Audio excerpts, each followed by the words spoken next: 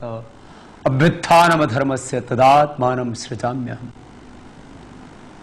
गीता के ये श्लोक, गीता के उपदेश आज हर घर में गुंजायमान होते हैं। अवसाद योग, विषाद योग से शुरू होकर के मोक्ष संन्यास योग तक गीता के मात्र 18 अध्याय ही नहीं, गीता में जो जीवन का शाश्वत उपदेश है, जो वैज्ञानिक और सार्वभौमिक संदेश है, वो आज पूरे विश्व पटल पर प्रतिष्ठापित हो रहा है पूरी गरिमा के साथ। और आज जन्माष्टमी के इस पवित्र दिन पर सभी देशवासियों को जन्माष्टमी की शुभकामनाएं, मंगल कामनाएं, बधाइयां देते हुए हमें बहुत हर्ष है। और हर्षातिरेक इसलिए भी है कि आज के दिन इस धरती पर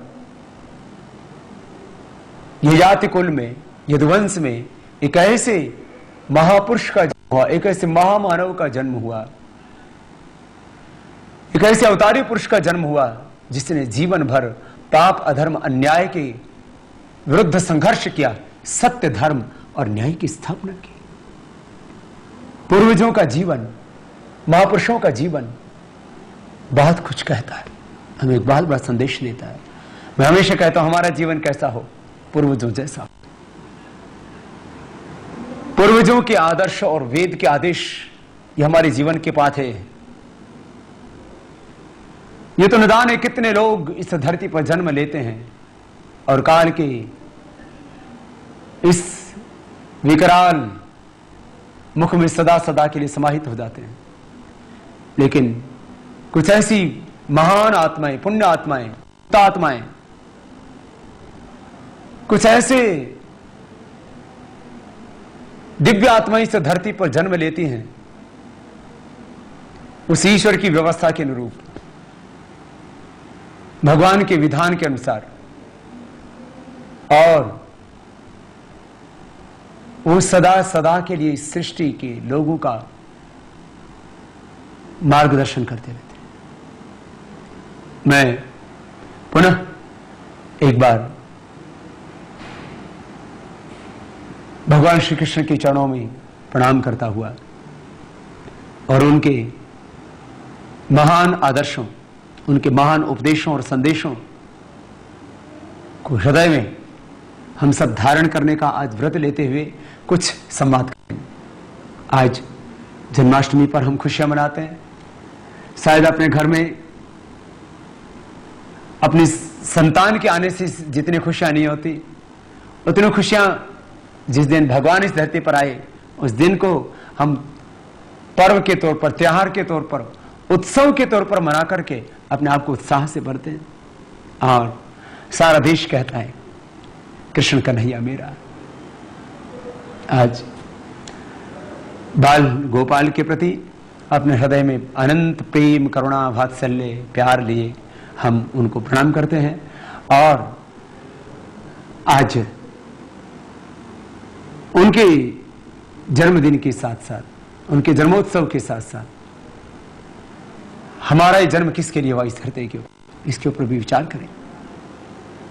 और जन्माष्टमी का दिन मेरे लिए भी बहुत महत्वपूर्ण है। पूरी पतंजलि योगपीठ भारत स्वाभिमान और इससे जुड़े हुए लाखों कार्यकर्ता और करोड़ों जो इस पूरे आंदोलन के प्रति, इस अभियान, इस आत्मनिर्माण राष्ट्र निर्माण, आत्मोत्थान राष्ट्रोत्थान,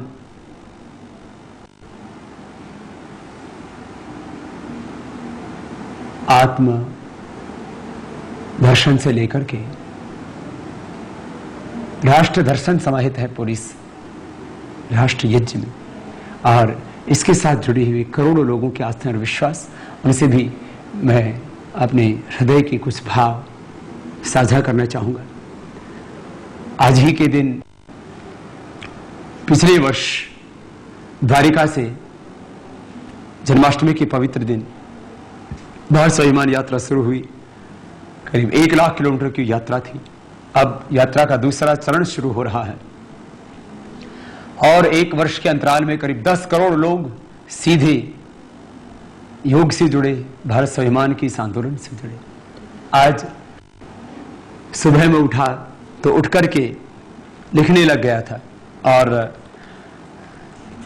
ये आज सुबह उठ करके ही मैं लिख रहा था, और जो मेरे मन में विचार उठे मैं उनको आप तक संप्रेषित करना चाहूँगा। और मैं तो हमेशा इस बात को कहता हूँ, और जो भी मुझसे प्यार करते हैं और जो भी इस धर्म और अध्यात्म के योग के पथ पर आगे बढ़ रहे हैं, उन सब के लिए भी अपना एक अनुभव बांटना चाहूँगा। हर दिन उठ करके हम भोर में भगवान का ध्यान करें, मातृभूमि का, माता पिता का ध्यान करें, अपने पूर्वज गौतम, कपकाद, जैमिनी, महर्षि पाणिनि, पतंजलि, महर्षि दयानंद, स्वामी विवेकानंद, महायोगीश्वर अरविंद जी कृष्णमूर्ति, वर्तमान युग के एक महान संत श्रद्धेय श्याम शर्मा जी, श्रद्धेय गुरु जी गोलवलकर जी, ऐसे अनेक महापुरुष वर्तमान में भी अपनी साधना के द्वारा, अपने तप के द्वारा राष्ट्र निर्माण के यज्ञ को आगे बढ़ा रहे हैं। भद्रम इच्छन्त ऋषयाः तपो दीक्षाम, भद्रम इच्छन्त ऋषयः सर्वविदः तपो दीक्षाम उपनिषेदुरग्रे ततो राष्ट्रम बलम ओजश्च जातम तदस्मै देवा अभिसन्नम। हमारे पूर्व ऋषि मुनियों ने तप किया, उनके तप और दीक्षा से आज हमारा राष्ट्र गौरव गरिमा के साथ विश्व के सामने खड़ा है।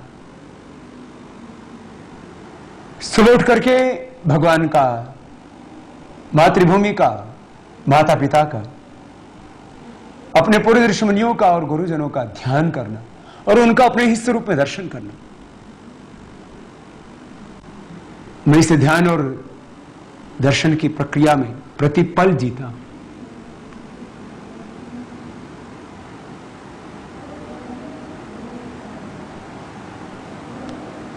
बहुत्व में एकत्व का दर्शन, एकत्व में बहुत्व का दर्शन, सब आकार उसी निराकार से है। उसी एक भगवान के संकल्प से ये सारी सृष्टि उत्पन्न हुई है। सृष्टि हमारे लिए भोग की वस्तु नहीं है। न हम भोगवादी हैं, न हम पलायनवादी हैं, न हम जड़वादी हैं और न केवल अध्यात्मवादी हैं। हम विद्या और अविद्या के, संभूति और विनाश के, भौतिकवाद और अध्यात्मवाद के साथ साथ उपासक हैं। ये सृष्टि हमें फंसाने के लिए नहीं बनाई है भगवान ने, ये सृष्टि अपनी ओर बुलाने के लिए भगवान ने बनाई है। भगवान मानव सृष्टि में अनेक स्वरूप धारण करके अपनी ओर हमें बुला रहे हैं कि अखंड सुख पाना है, शांति पानी है, तृप्ति पानी है, मुक्ति पानी है, संतुष्टि पानी है, तो हमें बस भगवान की ओर लौटना ही होगा। आओ लौट चलो अपने प्रभु की ओर। तो भगवान जिसने इस पिंड और ब्रह्मांड को बनाया, सब शक्तियों का, ज्ञान का, ऊर्जा का, प्रेम का, करुणा का, वात्सल्य का, वही तो मूल स्रोत है।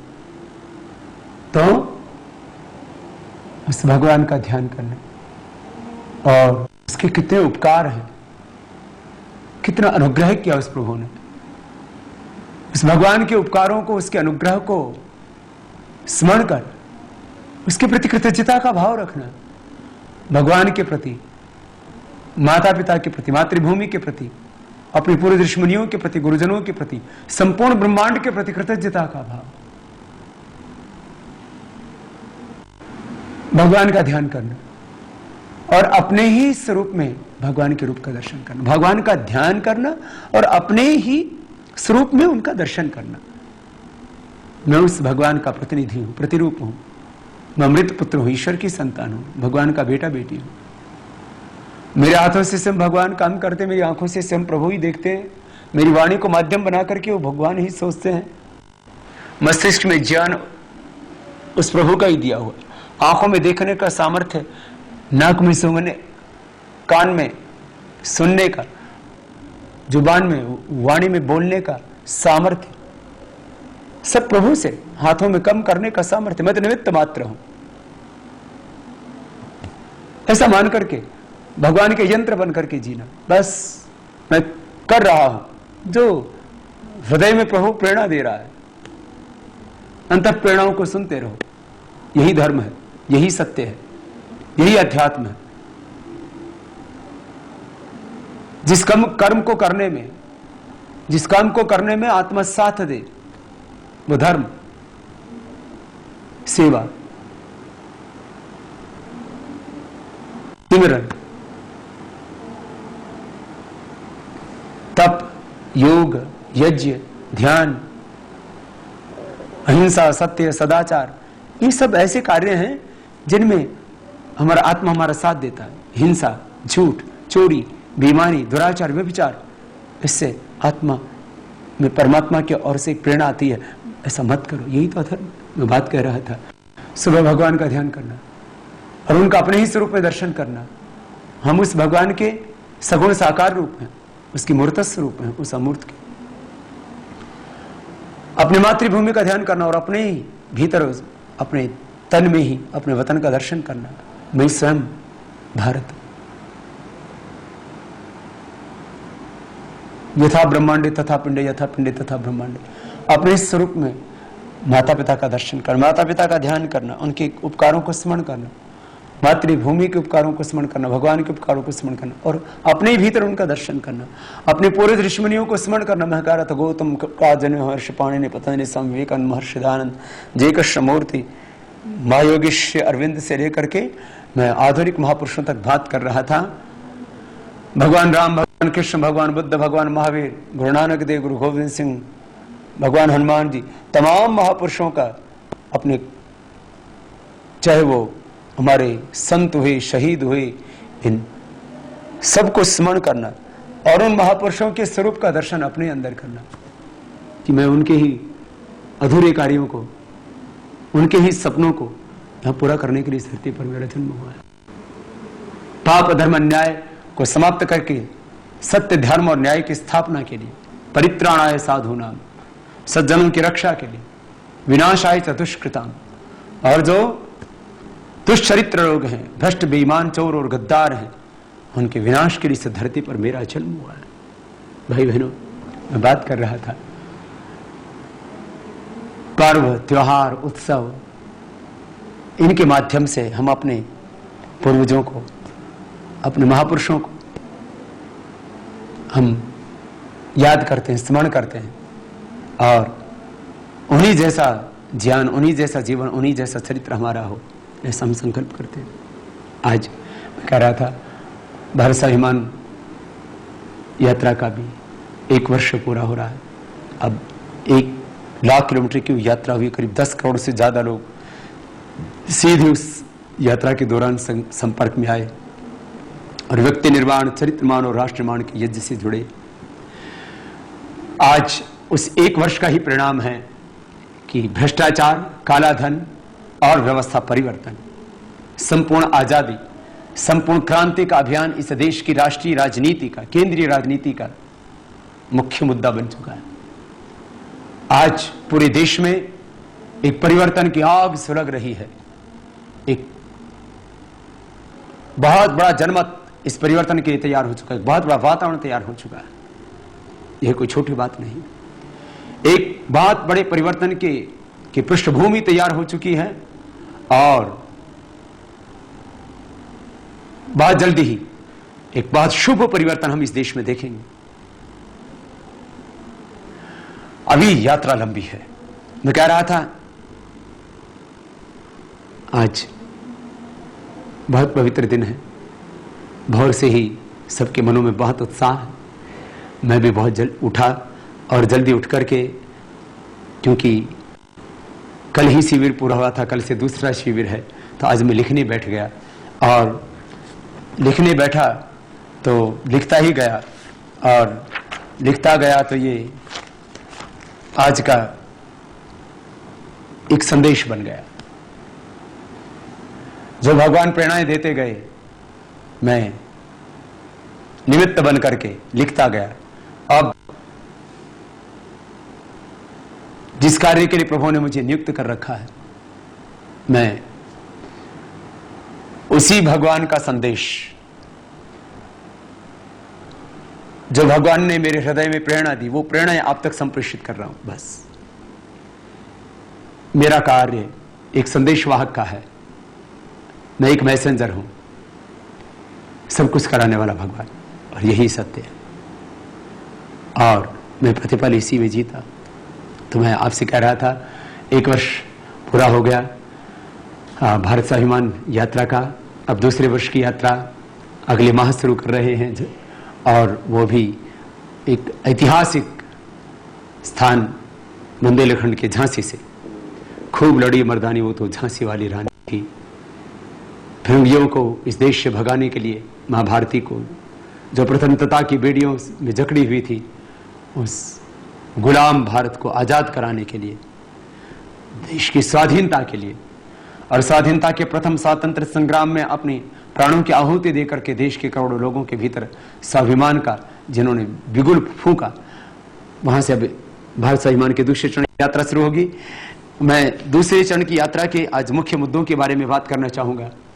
निःशुल्क योग विज्ञान एवं राष्ट्र निर्माण शिविर भारत स्वाभिमान की इस यात्रा के दौरान देश भर में हम आयोजित करेंगे।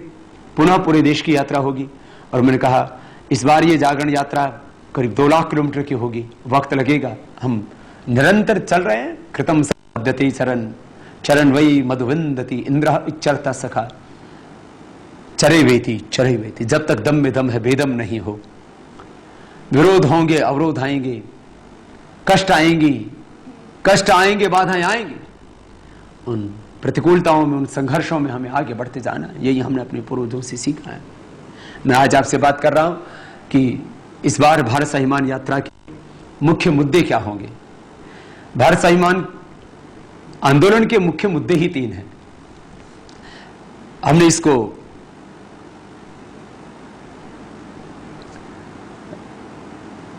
एक छोटे से पत्रक का रूप दिया है, और ये 4 पेज का पत्रक मेरे सामने बन करके आया है, जो मैंने हाथ से लिखा था। और इसका एक एक शब्द, उसमें एक बहुत बड़ी क्रांति है, और इसीलिए हमने इसका नाम ही रखा है संपूर्ण क्रांति, व्यवस्था परिवर्तन, संपूर्ण क्रांति, संपूर्ण आजादी की इस आंदोलन के 3 मुख्य मुद्दे हैं। 400 लाख करोड़ रुपए का काला धन देश को दिलाना, भ्रष्टाचार को मिटाना, और पक्षपात व शोषण रहित न्यायपूर्ण व्यवस्था की स्थापना कर भारत को विश्व की सर्वोच्च आध्यात्मिक और आर्थिक महाशक्ति के रूप में प्रतिष्ठापित करना, भारत को पुनः विश्व गुरु बनाना, ये ध्येय है हमारा। और व्यवस्था परिवर्तन की आवश्यकता इसीलिए आज है क्योंकि जो वर्तमान में व्यवस्थाएं चल रही हैं, स्वतंत्र भारत में चल रहे इस विदेशी तंत्र से, इस अंग्रेजी तंत्र से, इस गुलामी की व्यवस्था से 1% लोग देश का शोषण कर रहे हैं। 10% लोग इसे आंशिक रूप से लाभान्वित हो रहे हैं, परंतु 90% लोगों के साथ घोर अन्याय हो रहा है, उनका शोषण हो रहा है। आखिर इसको मिटाना ही होगा। और ये कब मिट सकता है? जब 400 लाख करोड़ रुपए का काला धन देश को मिले, ये भ्रष्टाचार मिटे और ये व्यवस्थाएं बदले। व्यवस्थाओं को बदलने के लिए हमने 7 मुद्दे चुने हैं। व्यवस्था परिवर्तन के हमारे 7 मुद्दे और 7 नीतियां क्या हैं, मैं उनको भी संक्षेप से कहना चाहूंगा। पहला, गांव, गरीब, मजदूर, किसान, अर्थात दरिद्र भारत को उठाना, गांव को, गरीबों को, मजदूरों को, किसानों को न्याय दिलाना। दूसरा है नई अर्थ क्रांति। तीसरा है समान शिक्षा व्यवस्था। चौथा समान चिकित्सा व्यवस्था। और 5वां चुनाव सुधार। और 6ठा राष्ट्रीय प्रबंधन नीति। और 7वां काले कानून खत्म करना। मैं संक्षेप से इन विषयों में संवाद करना चाहूंगा क्योंकि यह हमारा संवाद लंबा चलेगा। पहले मैंने बात की गांव, गरीब, मजदूर, किसान की। आजादी की पहली लड़ाई में गांव, गरीब, मजदूर, किसान की बड़ी भूमिका थी। मैं कहूं कि 99% लड़ाई ही गांव, गरीब, मजदूर और किसानों ने लड़ी। हिंदू, मुसलमान, सिख, ईसाई सब ने साथ में मिलकर के लड़ी। लेकिन करीब देश के 80% इनकी आबादी है, गांव के लोगों की, गरीब, मजदूर, किसानों की। सत्ता में, व्यवस्था में, देश के बजट में 80% इनकी कम से कम भागीदारी होनी चाहिए। और इनके श्रम का मूल्यांकन ठीक होना चाहिए। अंग्रेजों ने इनके साथ अन्याय किया, किसानों के जमीन छीनी, लैंड एक्विजिशन एक्ट बना करके।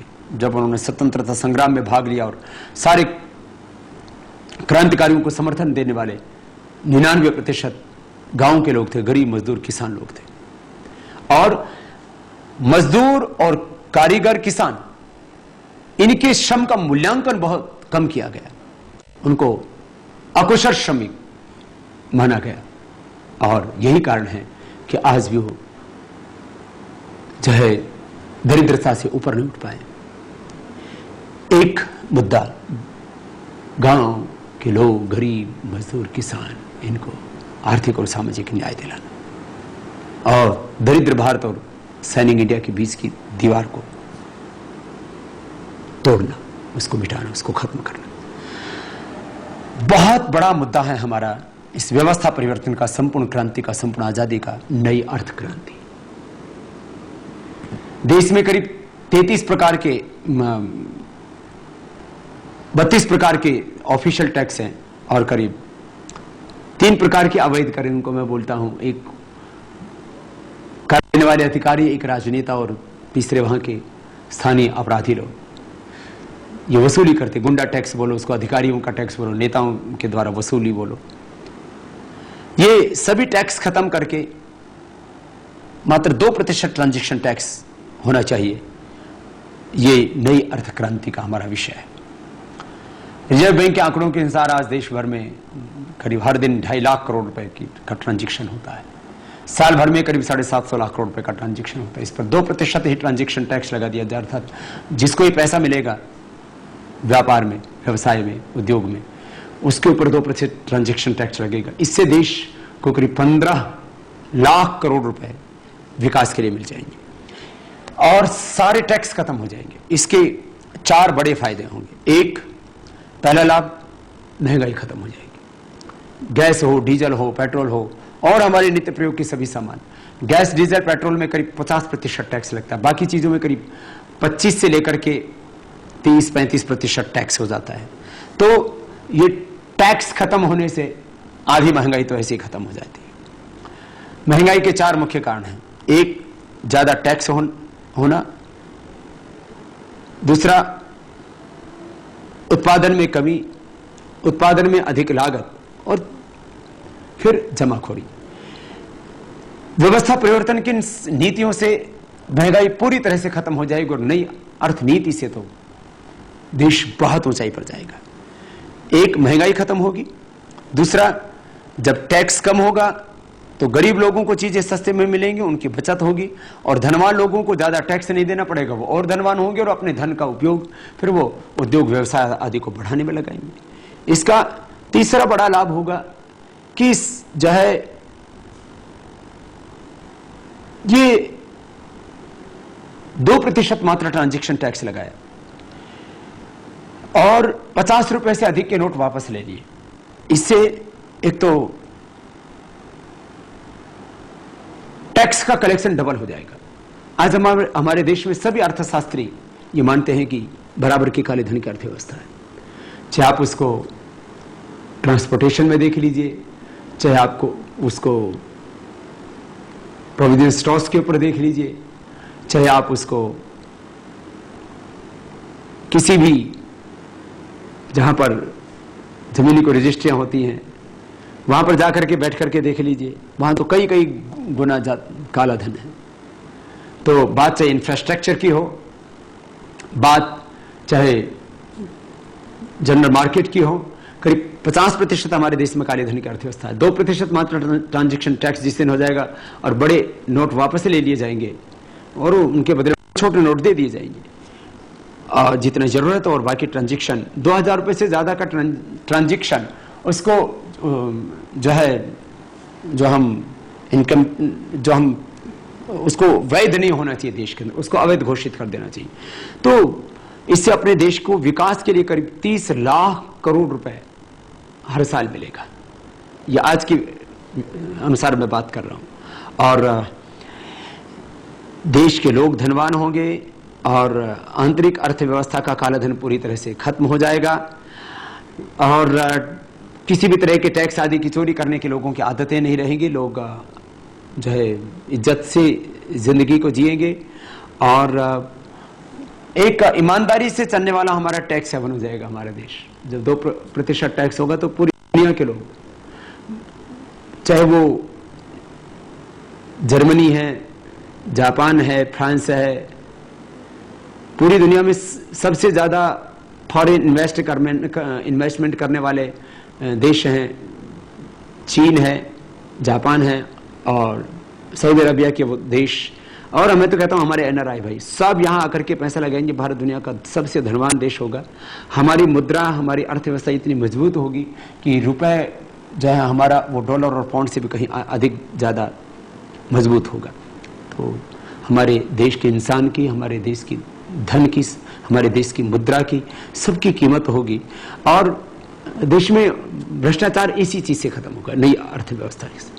2% ट्रांजैक्शन टैक्स कर दीजिए, बहुत बड़ा मुद्दा है इसके ऊपर और हम आगे से कभी चर्चा करें। 2% ट्रांजैक्शन टैक्स जिस दिन हो गया इस देश के अंदर, मैंने कहा महंगाई उसी दिन खत्म, गरीबी आधी तो उसी से खत्म हो जाएगी, भ्रष्टाचार पूरी तरह से खत्म हो जाएगा। हम कितने ही कानून बना लें, जब तक ये नई आर्थिक नीति हम लागू नहीं करेंगे 2% ट्रांजैक्शन टैक्स वाली, और 50 रुपए से ऊपर की मुद्रा होनी ही नहीं चाहिए। दुर्भाग्य से इसमें करीब 93% 50 रुपए से अधिक की मुद्रा है, ये सारी खत्म होनी चाहिए। तो ये नई आर्थिक नीति बहुत बड़ा परिवर्तन इस देश के अंदर लेकर के आएगी। किसी भी देश की नीतियों में 2 महत्वपूर्ण नीतियां होती हैं, एक उस देश की कानून व्यवस्था, एक उस देश की आर्थिक नीतियां। यदि कानून व्यवस्था किसी देश की अच्छी होगी तो उस देश में हिंसा नहीं, अपराध, बलात्कार, मिलावट, तमाम तरह की जो अराजकताएं हैं वो नहीं होंगी। यदि हम देश को ताकतवर बनाना चाहते हैं तो हमें 2 चीजों को ठीक करना होगा। एक हमारी कानून व्यवस्था, क्योंकि देश कानून से चलता है, और देश में खुशहाली आती है समृद्धि से,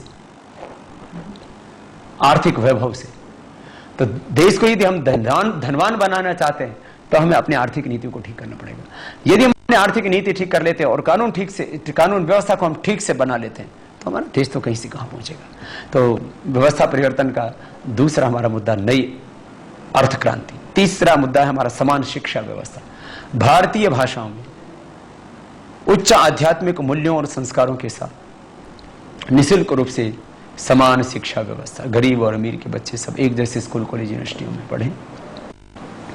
और जिस दिन भारतीय भाषाओं में सबको समान शिक्षा का अधिकार मिल जाएगा पढ़ने का, उस दिन गरीब, मजदूर, किसान के बेटे भी डॉक्टर, इंजीनियर, वैज्ञानिक, IAS, IPS अधिकारी बनने का उनको भी अवसर मिल जाएगा।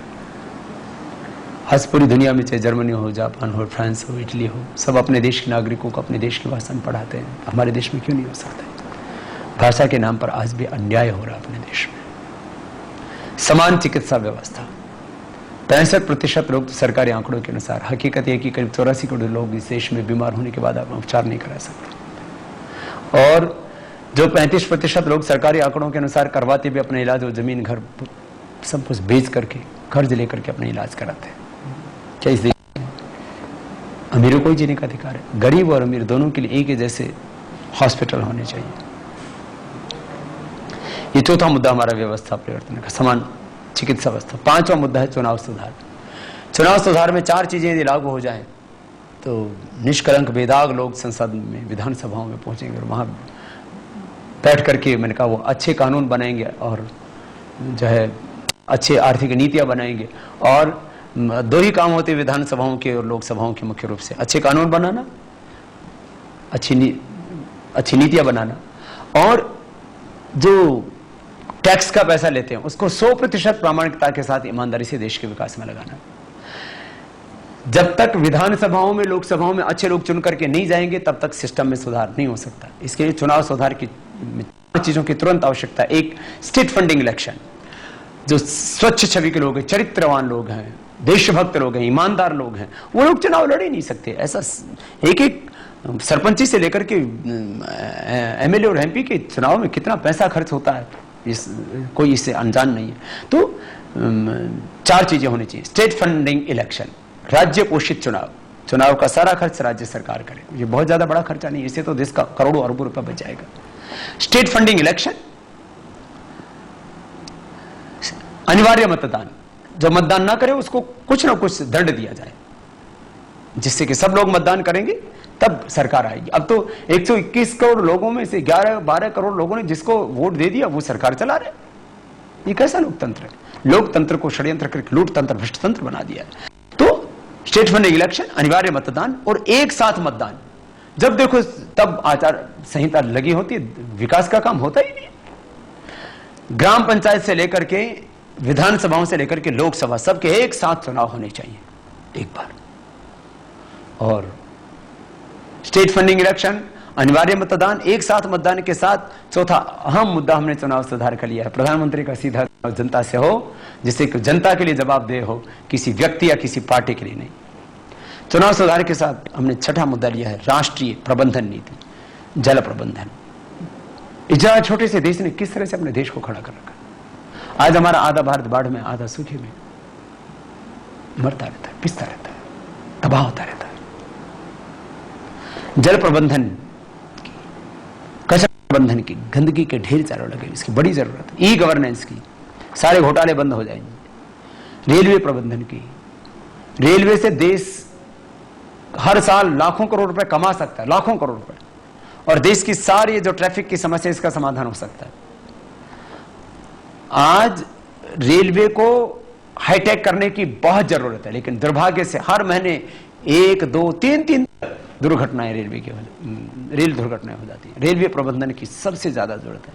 और राष्ट्रीय संपदा प्रबंधन, हमारे देश में 89 प्रकार के नेचुरल रिसोर्सेज मिनरल्स हैं। उन भू संपदाओं का जिस तरह से, और भी जल, जंगल, जमीन, जड़ी बूटी, तमाम जो हमारी राष्ट्रीय संपदाएं हैं, चाहे हमारे वैज्ञानिक कुछ आविष्कार करते हैं, उन जो आप उन्हें 2G 3G स्पेक्ट्रम के नाम से जिनको जानते हैं, इन सब का बेईमानी से दोहन हो रहा है। इसकी बहुत एक व्यापक, इसकी पारदर्शी और जवाबदेह एक ऐसी न्यायपूर्ण व्यवस्था बननी चाहिए। और जनसंख्या नियंत्रण, 2,38,39,945 बच्चे हर साल यदि देश में पैदा होते रहे, कैसे हिंदुस्तान आगे बढ़ेगा? जमीन तो उतनी रहेगी, संसाधन उतनी रहेंगे, तो फिर देश कैसे आगे बढ़ेगा? जनसंख्या को नियंत्रित करने के लिए एक बहुत ही ठोस और बहुत पक्षपातपूर्ण उसमें रवैया नहीं होना चाहिए। एक सबके लिए समान रूप से लागू हो, एक ऐसी नीति बनानी हो तो देश बचेगा। और काले कानूनों को खत्म कराना। दुर्भाग्य है, रॉबर्ट क्लाइव द्वारा बनाया हुआ गोहत्या कानून, गोहत्या को कानून और वैध ठहरा दिया था, वो काला कानून अब तक चल रहा है। किसानों के साथ कितना अन्याय हुआ, करोड़ों किसानों को दरिद्र बना के रख दिया। आज उनको सड़क पर ला करके खड़ा कर दिया, उनको भूमिहीन कर दिया, दरिद्र बना दिया। ऐसा काला कानून भूमि अधिग्रहण का, ये तो तत्काल खत्म होने चाहिए। और गोहत्या निषेध का और शराबबंदी का कानून तुरंत लागू होना चाहिए। महात्मा गांधी का भी सपना था, भारत आजाद होगा, 34,735 अंग्रेजों को बनाए हुए सारे कानून खत्म होंगे, नए कानून बनेंगे। इन कानून में पूर्ण या आंशिक रूप से संशोधन हो। ये 7 काम जिस दिन हो गए, उस दिन तो भारत विश्व की महाशक्ति बन जाएगा। अब मैं अपनी बात को समापन की ओर आगे बढ़ाता हूं। ये जो 3 मुद्दे हैं और ये व्यवस्था परिवर्तन के जो 7 मुद्दे हैं, ये काम कैसे होगा? ये काम के 3 रास्ते हैं। लोकतांत्रिक प्रणाली में कानून बनाने का अधिकार, व्यवस्था परिवर्तन का अधिकार, ये संसद के पास है। तो वर्तमान में या तो केंद्र सरकार इसको करे, जिसकी अपेक्षा नहीं दिखती है। फिर विपक्ष, वर्तमान केंद्र सरकार तो कर नहीं रही, उसके सामने तो हमने मुद्दे रखे, बार बार रखे, लेकिन केंद्र सरकार का जो चरित्र हो पूरे देश ने देखा है। जो काले धन की बात हो, भ्रष्टाचार की बात हो, व्यवस्था परिवर्तन की बात हो, किस उनका चरित्र पूरे देश के सामने आ गया। हम कोई आरोप नहीं लगा रहे, उन्होंने खुद प्रमाणित कर दिया है अपने कृत्यों से, कुकृत्यों से। तो एक ये व्यवस्था परिवर्तन, यह संपूर्ण क्रांति, संपूर्ण आजादी, ये नए भारत की रचना का काम या तो वर्तमान सरकार करे, फिर भी हम तो और आशा पर ही जीते हैं। यदि वो नहीं करते तो विपक्ष एकजुट होकर के इन मुद्दों को उठाए, सड़क से लेकर के संसद तक, और दबाव डाले सरकार के ऊपर नीतियों को लागू करने के लिए। और फिर भी यदि वर्तमान सरकार इन नीतियों को लागू नहीं करती तो पूरा विपक्ष एकजुट होकर के अगले लोकसभा चुनाव में जनता के बीच जाए और अपने मैनिफेस्टो में, अपने चुनावी घोषणा पत्र में इन मुद्दों को लेकर के चुनाव जीते और जीतने के बाद इन कार्यों को कराए। तीसरा है, लोकतंत्र में सबसे बड़ी शक्ति होती है जनता की। जनता जिसकी जीत उसकी। अब जो है सारे देशवासी इस परिवर्तन की आवाज को उठाएं और इस परिवर्तन की आवाज को उठा करके घर घर से लेकर के स्कूल, कॉलेज, इंस्टीट्यूट से लेकर के हम जहां रहें, जहां बैठें, जहां जाएं, वहीं इस परिवर्तन की बात करें। जो पुराने लोग हैं वो चौपालों में बैठ करके इसकी चर्चा करें, जो नवयुवक हैं वो इसके ऊपर फेसबुक पर लिखें, ब्लॉग पर लिखें, SMS से, ईमेल से संदेश लिख करके सब लोग जहां भी हैं वहीं पर इस परिवर्तन की चर्चा करें। इसके लिए एक जनमत बनाएं, एक वातावरण बनाएं, और जब चारों ओर चाहे इसकी चर्चा होगी तो सभी राजनीतिक पार्टियों को आने वाले लोकसभा चुनाव में इन मुद्दों को अपने घोषणा पत्रों में, अपने चुनावी मैनिफेस्टो में उनको सम्मिलित करना होगा और जो है नई संसद में ये नई व्यवस्था बन पाएगी। तो आखिर जनता को ये तय कर लेना चाहिए कि भाई हम अब वोट उसी को देंगे जो ये व्यवस्था परिवर्तन करेंगे, जो भारत संविधान के इन 3 मुद्दों के ऊपर काम करेंगे, जो ये व्यवस्था परिवर्तन की 7 नीतियों को जो लागू करेंगे, हम उन्हीं को वोट देंगे। बस जिस दिन हमने ये कर लिया उस दिन परिवर्तन हो जाएगा। तो हम बार बार कहते हैं कि परिवर्तन कैसे आएगा, उसकी मैंने बात की। और एक बात अंत में कहना चाहूंगा, हमें नहीं भूलना चाहिए कि हम अपनी जाति से, अपने मजहब से गरीब नहीं हैं। अभी तो गलत आर्थिक नीतियों और गलत कानून के कारणों से ही हम गरीब हैं और हमारे साथ अन्याय और शोषण होता है। मैं अपने कार्यकर्ताओं के लिए भी अंत में कहना चाहूंगा, हर दिन योग सेवा से, मानव सेवा, राष्ट्र सेवा के इस काम में 1 से 2 घंटे का वक्त निकालें। और जब आप योग सिखाएंगे तो स्वाभाविक रूप से रोग, नशा और विदेशी कंपनियों के लूट के षड्यंत्र से हिंदुस्तान बचाएगा और देश आगे बढ़ेगा। कुछ लोग सक्रिय कार्यकर्ता के रूप में, कुछ लोग पूर्णकालिक कार्यकर्ता के रूप में इसमें सेवा दें। मैं तो हमेशा कहता हूं 3 व्रतों का पालन करें, योग व्रती बने। हम एक निश्चय कर लें जन्माष्टमी के आज पावन दिन कि मुझे चाहे 5 मिनट कपालभाति, 5 मिनट अनुलोम विलोम करना हो, मैं जरूर करूंगा। चाहे 5 आसन मुझे करने, मुझे